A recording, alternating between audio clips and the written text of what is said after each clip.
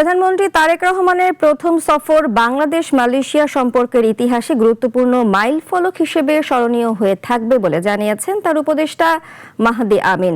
দুপুরে কুয়ালালামপুরের একটি হোটেলে প্রধানমন্ত্রীর সফর নিয়ে সংবাদ সম্মেলনে একথা জানান তিনি।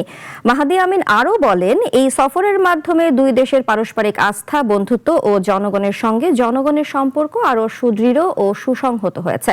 প্রধানমন্ত্রী আরও বেশি সংখ্যক বাংলাদেশি শ্রমিকের কর্মসংস্থানের উদ্যোগ গ্রহণের আন্তরিক অনুরোধ জানিয়েছেন বলে জানান তিনি। এ সময়ে প্রধানমন্ত্রীর পররাষ্ট্র বিষয়ক উপদেষ্টা হুমায়ুন কবির বিভিন্ন বিষয়ে গণমাধ্যমকে অবগত করেন। কার্যক্রম সম্প্রসারণ এবং জাতিসংঘ শান্তিরক্ষা মিশনে পারস্পরিক সহযোগিতা বৃদ্ধির বিষয়ে উভয় দেশ একমত হয়েছে। গত 15 বছরে কেউ কিন্তু ফ্রি ট্রেড এগ্রিমেন্ট এখনো করতে পারেনি। ফ্রি ট্রেড এগ্রিমেন্ট একটা টপিক্যাল ডিসকাশন হিসাবে 2012-তে আসছিল সিনে, but all past governments have failed to materialize it with Malaysia.